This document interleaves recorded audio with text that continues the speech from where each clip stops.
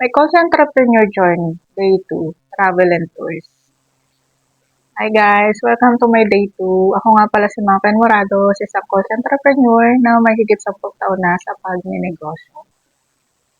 So ito ang kwento ng Day 2. Year 2011 to 2014,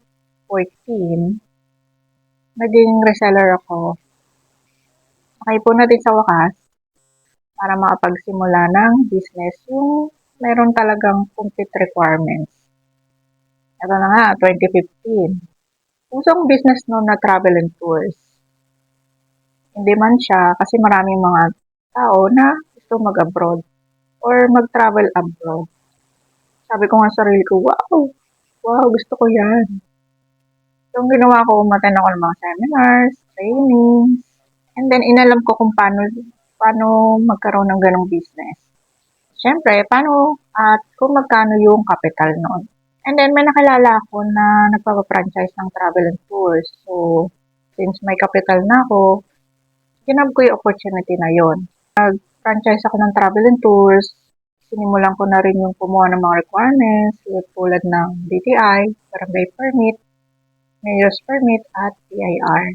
Umattend ako ng trainings noon, 3 days trainings. Nagbayad ako ng 10K para magkaroon ng additional knowledge saka kung paano siya i-handle. Tinuro doon kung paano yung package na paano siya magkakaroon ng package, mga ganon. Sa mga ganong business, nagkakaroon din ng mga event. So, yun yung business to business. May kipag-tie up ka sa mga ibang travel tours tulad ng Japan, Korea, Cebu Pack, at marami pang iba. So, doon may kipag-usap ka kung ano may mga packages, setup, na pwede nilang i-offer. Alam mo ba, na-realize ko na para lang din siyang reseller. Kasi, yung mga packages na i-offer sa'yo, kunwari, ang ticket, 500 pesos. So, ikaw na bahala magpatong nun para may benta mo sa client mo. Pwede mo siyang ibenta ng 600 to 800. So, meron ka 100 to 300 sa isang ticket. So, yun lang na-realize ko sa travel and tours na parang reseller din siya. So, yun, naniniwala ako na kapag nilakasan natin mga loob natin sa pagnenegosyo, makakaya natin yan at malalagpasan natin.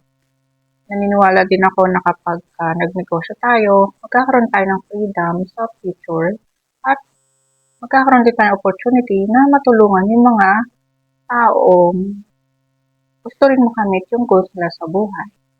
Please share, subscribe kung nagustuhan mo yung video na to. Hanggang sa susunod na video. Bye!